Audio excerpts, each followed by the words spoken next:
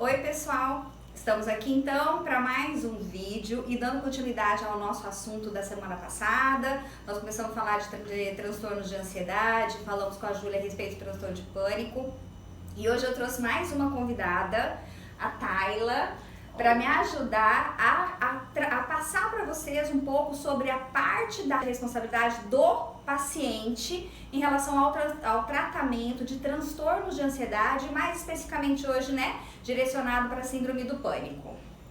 Bem-vinda, Tayla. Obrigada. Obrigada por ter aceitado o convite. Obrigada. E fica muito à vontade. A Tayla é uma paciente que é o tipo de paciente que todo psicólogo quer, né? Aquela que faz as tarefas, que se envolve no processo, que realmente se compromete com o tratamento. Então, por isso eu a convidei para estar aqui conosco.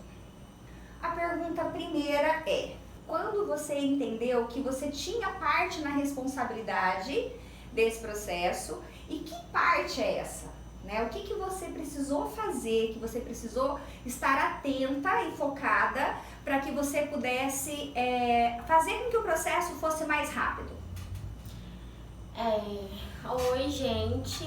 Eu queria agradecer você por estar aqui e eu espero que o que eu vou falar aqui ajudem a vocês, porque no meu processo eu também via, né, e lia muito sobre pessoas, né, que tinham a experiência da síndrome do pânico, da ansiedade, porque até então você passar, né, você ir a um profissional, procurar um profissional, você acha que é normal, né, que é muito normal, que é assim mesmo, que é seu jeito e que tem que conviver com isso, que é seu jeito.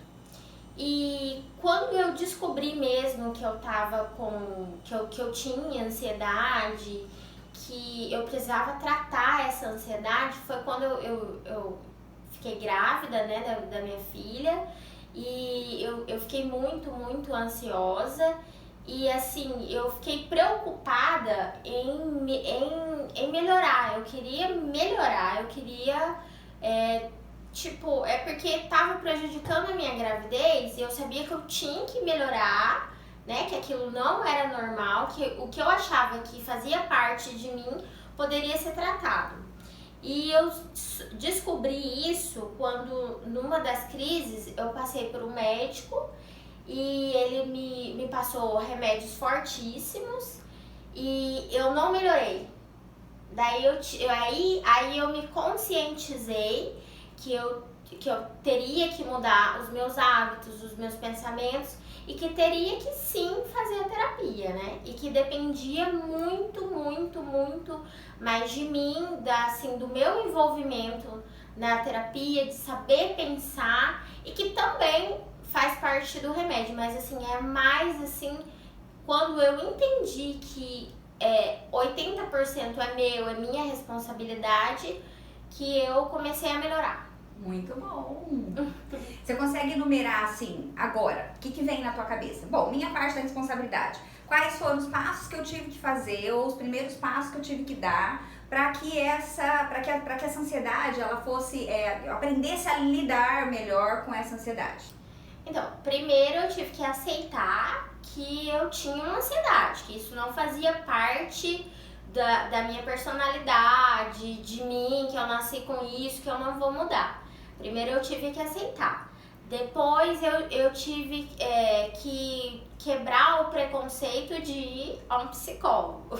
Porque é muito bom, sabe? Não é pra quem é louco. Psiquiatra também faz muito bem. Vá a um profissional, porque ele é direcionado a isso. E assim, no dia a dia, eu era muito agitada, né? Até hoje eu acho que eu sou assim, mas eu me pego várias vezes desacelerando. Ótimo. E todos os dias. Ótimo. Com a coisa mais simples que seja. Ou atender um celular e tomar água. Não, eu vou tomar água, depois eu atendo o celular, ou atendo o celular e depois tomo água. Muito bom. Comecei com essas coisas pequenas. Ótimo.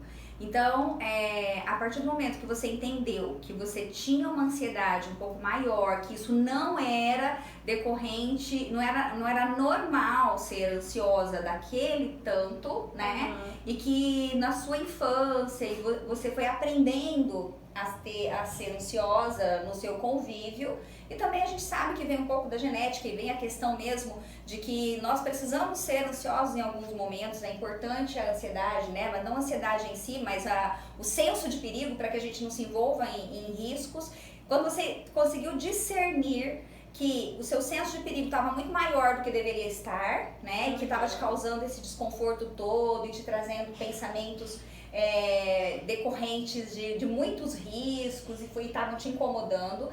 Aí você então aceitou que estava com problema e aí foi em busca de recurso. E você procurou primeiro psicólogo ou primeiro psiquiatra? Então, eu procurei primeiro psiquiatra. Só que assim, eu já estava na crise, né? Eu já estava com crise. Sim. E aí você, então, entrou no processo do medicamento e imediatamente você já começou a fazer terapia também, né? Também, sim. Tá, então, 2 primeiros passos, né? Ou você procura o psicólogo, ou você procura o psiquiatra, e um vai indicar o outro, né? Quando a gente tá falando de profissionais que entendem, né? Da necessidade dessa ação multidisciplinar dentro dessa questão da saúde mental. Porque o medicamento, ele faz a parte dele, mas o psicólogo, ele vai ensinar como é que a pessoa vai lidar com todos os problemas que ela tem na vida, como que ela vai lidar com os pensamentos ansiosos, ou no caso da depressão, com os pensamentos, né, que levam à depressão, enfim. E para quê? Quando a pessoa saia desse medicamento, que vai ter um momento que ela vai deixar, né, de tomar esse medicamento, para que ela não volte a ter crises, para que ela não entre mais em surtos e ela possa ter uma vida normal, relativamente normal, porque ela vai aprender a lidar com aquilo que ela tem, que é um pouquinho maior do que a maioria das pessoas, né? Que é uma ansiedade um pouquinho mais forte do que a maioria das pessoas. Ela tendo essa consciência, então ela passa a prestar atenção quando ela está ansiosa, que é os gatilhos, né? Quando ela presta atenção nos gatilhos, então ela começa a responder de uma forma funcional aos pensamentos dela e pronto, aquela ansiedade que poderia ter virado um pico, né, de crise forte de ansiedade ou até mesmo o pânico naquele momento, a crise de pânico, ela evita isso e a gente chama isso de ciclo do pânico, que mais pra frente a gente vai falar sobre isso. Tá, então, além de ir ao psicólogo, ir ao psiquiatra, aderir ao medicamento, confiar no seu médico e fazer o tratamento de acordo com o seu médico e não de acordo com aquilo que você acha que tá bom ou não tá bom. E também dar o passo da terapia, né? Confiar no profissional, entender todo esse processo terapêutico. Na terapia você encontrou outras partes da responsabilidade, que a terapia foi te ensinando a pensar. Então, quais são as outras partes técnicas que você se lembra? Né, coisas que você que foram sendo introjetadas em você e que te ajudam hoje a lidar melhor com isso. Então, quando eu comecei a terapia, eu acho que assim é muito da responsabilidade da gente se envolver, porque eu me envolvi, eu falo que eu me envolvi 100%, porque toda vez que eu ia à terapia, eu captava, eu aproveitava aqueles minutos. Eu me envolvi e acreditava que aquilo que estava sendo dito, se eu fizesse diferente, ia realmente melhorar a minha vida. Quando a gente faz terapia, né, sempre tem uma tarefa para casa. E é importante você fazer a tarefa mesmo, aquilo que foi passado ali, e não só fazer uma vez e não fazer mais. Você fazer e fazer aquilo virar um hábito, né? Um hábito ser um novo hábito. Que é aquilo que vai gradativamente melhorar, né? Vai diminuir sua ansiedade. E assim, as apostilas. Eu sei que quando a gente está num processo de ansiedade muito avançada, a gente acha que as apostilas, né, que as informações que o profissional nos passa não são tão importantes ou são irrelevantes, mas sim são. Porque através das apostilas, né, que foram me passadas, eu pude me achar, me entender, saber que aquilo que acontecia comigo não era só comigo e que acontecia com pessoas ansiosas e que não era do nada, que tinha assim um motivo, né? É que foi escrito, né? Não foi só pra você, mas foi escrito pra um monte de pessoas que tinham as mesmas características e que procuravam a mesma ajuda. Então essas apostilas que ela fala é a parte da psicoeducação, né? A terapia cognitiva, ela trabalha dentro disso também. Ela começa a ensinar o seu paciente o que é que ele tem, como é que isso acontece, né? E como é que tem que fazer, o que é que você pode fazer, já que já foi estudado, já foi feito muitas pesquisas em cima disso e que já tem um caminho das pedras. Claro, cada um tem o seu tempo, cada um no seu momento, né? Cada um vai conseguir chegar aos resultados de uma forma diferente, mas o resultado virá a partir do momento em que a pessoa se envolve, né? E a partir também do efeito do medicamento na pessoa, porque a gente sabe que o medicamento, na grande maioria das vezes, ele leva de 2 até 2 semanas fazendo o efeito colateral. Então, na verdade, ele não está ainda mostrando que está melhorando alguma coisa. Pelo contrário, né? Ele traz um monte de outras coisas. E na síndrome do pânico isso é um pouco complicado, porque até o paciente entender que aquilo que ele está buscando melhorar ainda não está melhor e parece que está pior, ele desiste do medicamento. Esse é um grande problema. E esperar esse tempo passar do medicamento, e aí tem mais o tempo de fazer efeito, que é mais um tempão, e depende de cada medicamento e depende de cada organismo. E às vezes o organismo da pessoa, para uma pessoa um certo medicamento funciona e para outra com o mesmo problema não funciona. Então precisa ter também essa troca de medicamento, ter essa paciência, né? Mas acreditar que vai dar certo e fazer toda a sua parte. Então, na questão da psicoeducação, identificar que não é pra mim esse livro foi feito por um monte de gente, então, que alívio, não sou a única pessoa que tem isso, tem muitas outras pessoas que têm, já dá um certo alívio e já te coloca num padrão, né, de volta dentro de um padrão, porque parece que você sai do padrão, né? Tá todo mundo bem e eu não tô. Né? E quando você fala, não, tá todo mundo bem, não, tem um monte de gente também que não tá bem, então, tem um monte de gente que também tem isso que eu tenho, então, ok, as pessoas saem disso, então eu também vou sair, o que é que tem que ser feito? Sim. Aí achar o caminho das pedras. Na terapia, então, começa-se a enxergar os passinhos que tem que dar através da psicoeducação, que é a informação toda a respeito da ansiedade e depois a respeito daquele transtorno específico, né? Que a gente tá falando do pânico, mas tem outros transtornos também. E aí, que passo que eu vou dar em relação a isso? E aí, então, a gente sabe que para tratamento de ansiedade, além da terapia, além dos medicamentos, o que mais que é importante fazer para ela? Atividade física. Eu era uma pessoa que não dava muita importância para isso. E com a terapia, me ajudou muito a entender que é importante, que tem que sim fazer. Tem que fazer, uma coisa que a minha terapeuta pegava muito no meu pé, era fazer atividades que te dão prazer, porque como a gente tá muito ansiosa e muito preocupada sempre, porque a ansiedade é isso, né? Você tá preocupado com uma coisa que você não sabe o que é e tá te preocupando constantemente, você esquece de fazer aquilo que te dá prazer. E quando no meu caso, eu escolhi o Pilates, me achei no Pilates. Você você presta atenção, você começa a viver a vida. Eu diria isso, que antes não vivia, ou não vivia leve e feliz. Legal, então, como o ansioso ele tá sempre vivendo no futuro, né? A partir do momento que você começa a se tocar de que, eu preciso desacelerar e preciso estar atento às coisas que eu vou fazer, né? A atividade física, porque ela vai liberar todas as substâncias químicas necessárias, né? Para o bem-estar.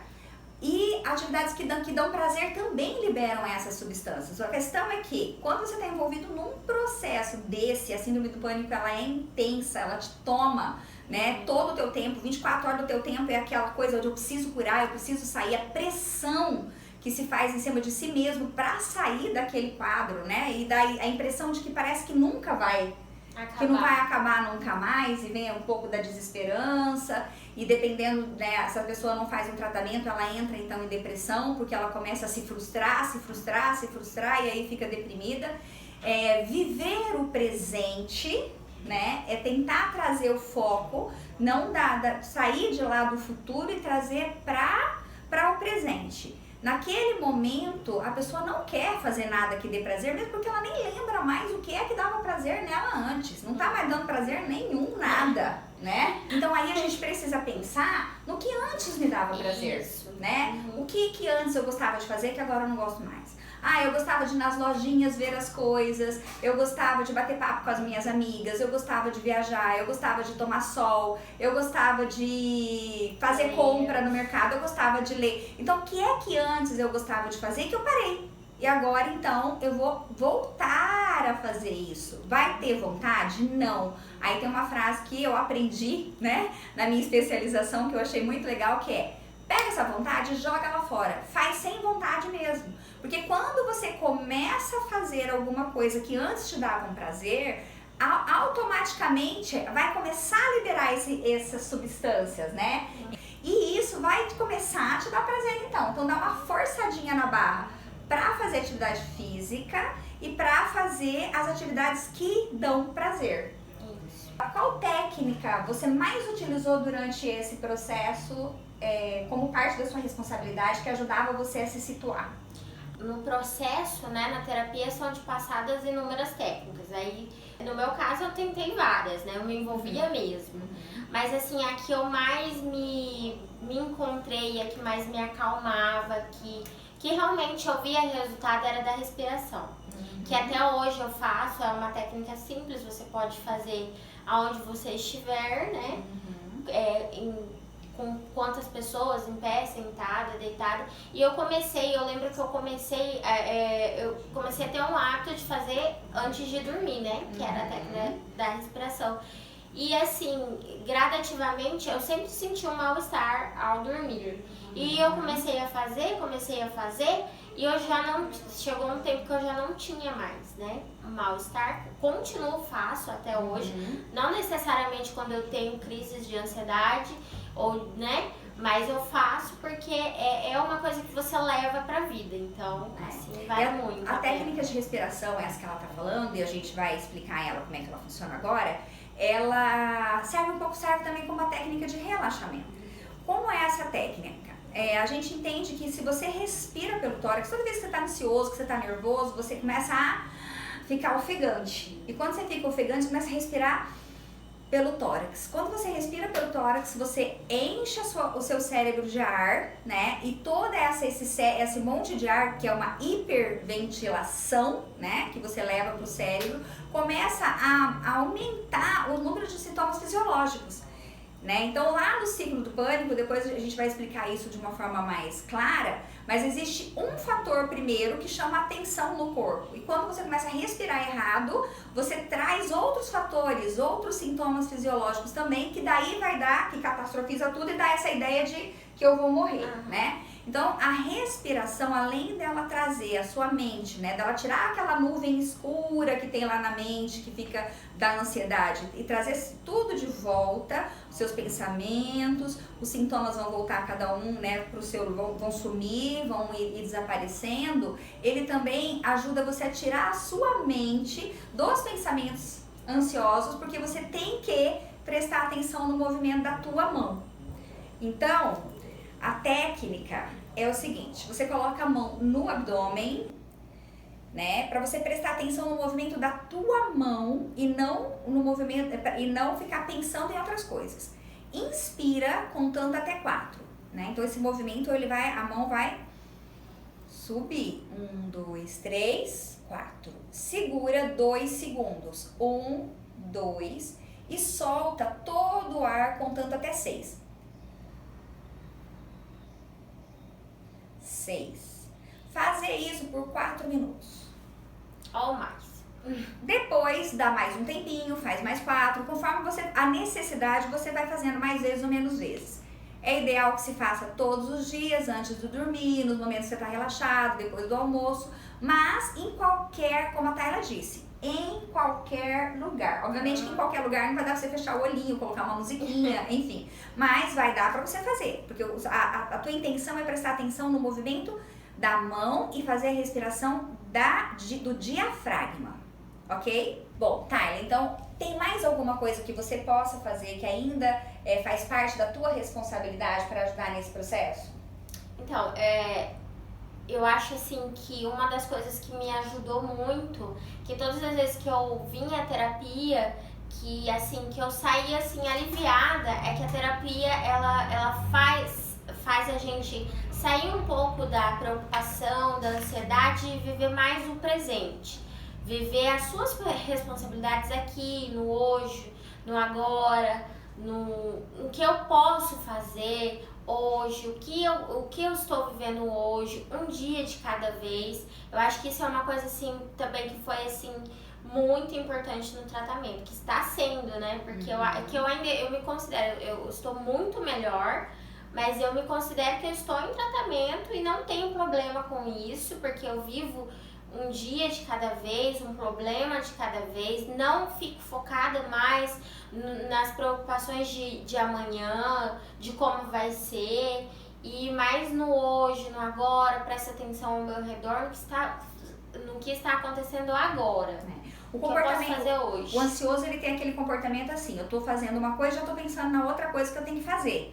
Então, ao mesmo tempo que ele quer estar ali naquele presente, mas ao mesmo tempo ele também quer estar lá no futuro, porque vai que alguma coisa dá errado se ela não pensar naquilo que o ansioso pensa que se ele não se preocupar, então aquela catástrofe vai acontecer, E não é verdade, né? Então, a partir do momento que você se traz para a sua realidade, então, por exemplo, estou em casa, mas eu trabalho fora.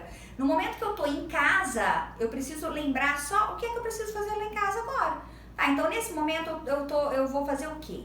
Eu preciso fazer o almoço, eu preciso arrumar as camas, eu preciso focar ali e prestar atenção no que está fazendo, né? Quando você tem o foco na sua tarefa, naquilo que você está fazendo, você não se preocupa com o que o outro está pensando e nem com os resultados, se vai dar certo ou se vai dar errado. E o ansioso o tempo todo está pensando, será que vão gostar? Será que não vão gostar? Será que vai dar certo? Será que não vai dar? Será que eu sou capaz? Será que eu não sou capaz? E tudo que ele vai fazer, ele acaba fazendo, achando que está fazendo muito bem feito, mas não está tão concentrado e por conta disso, às vezes, acaba não saindo do jeito que ele quer e aí confirma a crença de que ele não é tão bom assim, de que ele não é tão capaz assim. Mas o que fez com que aquela atividade não saiu do jeitinho que ele queria foi porque ele estava pensando no resultado e não prestando atenção nos passos a passo que ele tinha que dar daquela tarefa. Né, Tayla? Eu acho que isso também foi uma coisa que você aprendeu bem, né? Tayla, e assim, algumas vezes, né, você lembra que eu até brincava com você e falava assim, mas vem cá, você tá disfarçando o quê? Né? Explica isso pro pessoal, como que é isso? Bom, gente, essa parte de estar disfarçando o quê, eu confesso que foi, acho que a mais difícil de eu me livrar. Porque, assim, como a gente começa a fazer terapia, a gente fica bem, né? Aí a gente ela sempre me fala, você foi ansiosa uma vida inteira, claro que você é ansiosa, você só tem que aprender a lidar com essa ansiedade. E eu não queria aceitar, porque eu ainda estava em processo do pânico e eu achava que se viesse a ansiedade eu ia ter uma crise de pânico. Então, quando vinha a ansiedade, eu tentava esconder ela até de mim mesmo, né? E eu tava ruim, já tava, sabe, os pensamentos ansiosos já bombardeando. E aí, tentando disfarçar, não, é o calor, sabe, 1000 desculpas pra dizer que você não tá ansioso. E aquela atribuição de achar que se você acontecer de você entrar em crise, então você é um fracasso. Então nada adiantou. Então eu não dei conta de resolver isso, como se isso fosse total responsabilidade, né, da pessoa sair daquele quadro, sair dessa questão ruim que é a síndrome do pânico. Então, aceita. Eu estou ansioso. Qual é a pergunta, Tayla, que precisa ser feita? O que está fazendo eu ficar ansiosa? Ótimo. Quando você identificar o que está fazendo, você vai estar dando atribuições corretas para sua ansiedade e vai, se é um problema, vai resolver esse problema. Se não é um problema, vai responder adequadamente para esse problema também. Falando em atribuição correta, Tayla, fala um pouco mais sobre isso quando se trata de sintomas. Então, quando eu passei pela síndrome do pânico e hoje em dia, né, eu tenho anos de tratamento, já acertei no meu medicamento, já venho tomando. Só que isso, muitas vezes a gente acha que porque a gente tá fazendo a terapia, tá fazendo atividade física, tá fazendo tudo certinho, você acha que você não vai mais ter, que você tá curado, que você não é mais uma pessoa ansiosa. Mas na realidade é o que você sempre vem reforçando pra mim, que a gente tem que aprender a lidar com a ansiedade, né? Só que no meu caso, como eu já tive uma síndrome do pânico, qualquer mal-estar, passar por qualquer mal-estar, uma dor de cabeça, uma dor de dente, um forte calor, uma aceleração, é muito mais complicado do que uma pessoa, para nós que já passamos, do que para uma pessoa que nunca teve a experiência de ter uma síndrome do pânico, porque a gente tem uma hipervigilância que, assim, é surreal, sabe? Qualquer coisinha, qualquer mal-estar, por exemplo, ontem tava muito, muito calor.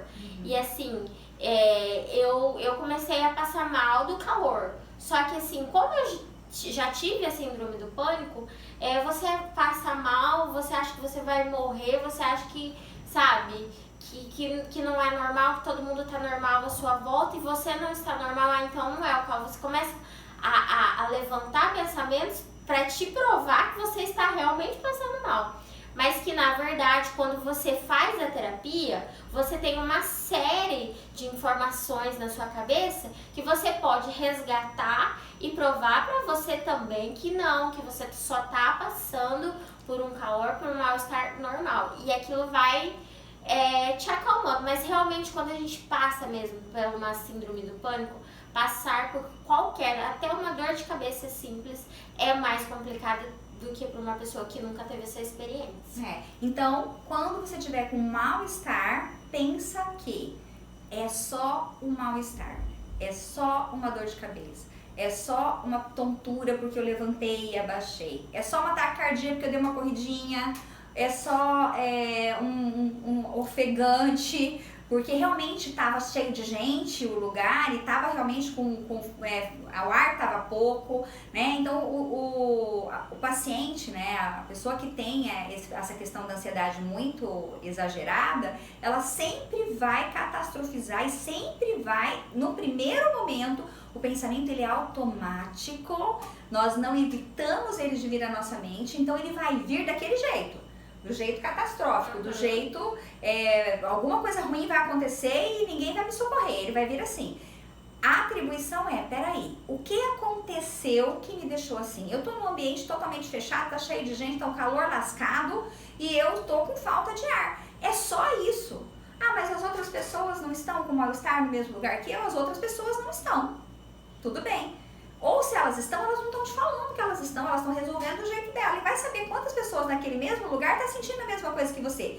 Porém, como você tem a hipervigilância e já acha que tudo aquilo, né, que aquele sentimento vai trazer de volta todo aquele sentimento ruim, né, dos sintomas todos ruins do pânico, se você não faz a atribuição correta e não sai para resolver esse problema, você entra na crise. Porque daí você vai respirar errado, vai fazer o ciclo do pânico inteirinho de novo. É importante falar, né, que como, tipo, no meu caso, um simples mal-estar, tipo, passando mal por conta de um calor, aí eu já começo a respirar errado, que foi aquilo que nós falamos no início, começa a respirar errado e já vai dar sequência para outras sensações que vai piorar aquilo que você tá achando que você vai passar mal mesmo, mas não é.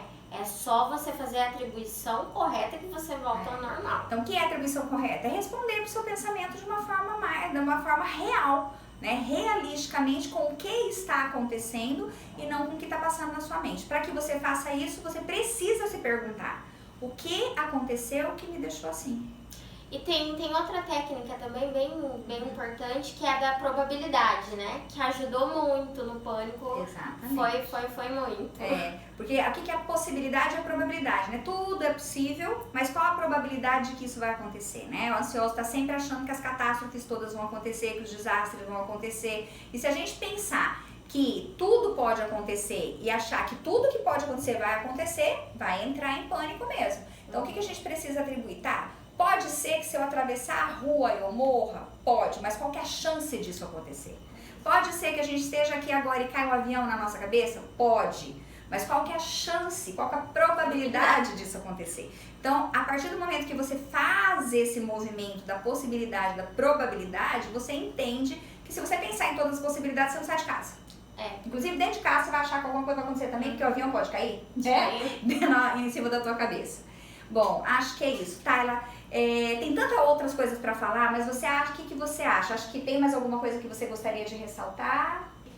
A gente, como eu disse, né, se envolver mesmo. Recaídas vão acontecer, porque é normal, é como você sempre diz, é uma vida inteira ansiosa, a gente começa a tratar há muito pouco tempo, a gente já quer um resultado imediato, não é assim. E eu acho que paciência, porque se envolvendo, se a gente ter responsabilidade, não apenas deixar só a responsabilidade nos medicamentos ou só na terapia, mas você se envolver, se empenhar e acreditar realmente que aquilo que você está buscando, aquilo que você está aprendendo e mudar, não somente aprender, mas colocar em prática mesmo tudo aquilo que você vem aprendendo vai mudar.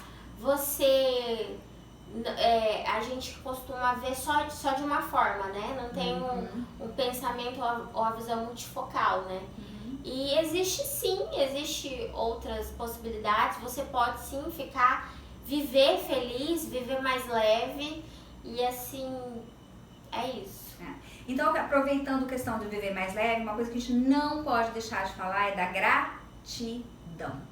A gratidão, quando você olha para as coisas que você tem e agradecendo, ao invés de olhar para aquilo que você não tem, né? Porque se a gente parar aí para olhar tudo que falta, por mais que você tenha, sempre vai faltar muita coisa. Então a gente precisa olhar para aquilo que a gente tem, né? E ser grato mesmo, de coração, sabe? Daquele sorriso, né? Sorrir também libera, né, as substâncias da felicidade. O simples movimento dos seus lábios parece que abre a sua mente, que dá uma atitude mental mais positiva. Ter uma atitude mental positiva frente a essa questão, né? Peraí, que outras pessoas conseguem, eu também vou conseguir. Se dá certo para outra pessoa, vai dar certo para mim também. O que é que eu tenho que fazer? E vamos lá, vamos fazer o que tem que fazer. Gente, é isso. Eu agradeço de vocês estarem aqui conosco até o final. E fica conosco nos próximos, que nós vamos falar ainda sobre o ciclo do pânico, tá bom? Um grande beijo pra você. Obrigada, gente. Tchau e até mais.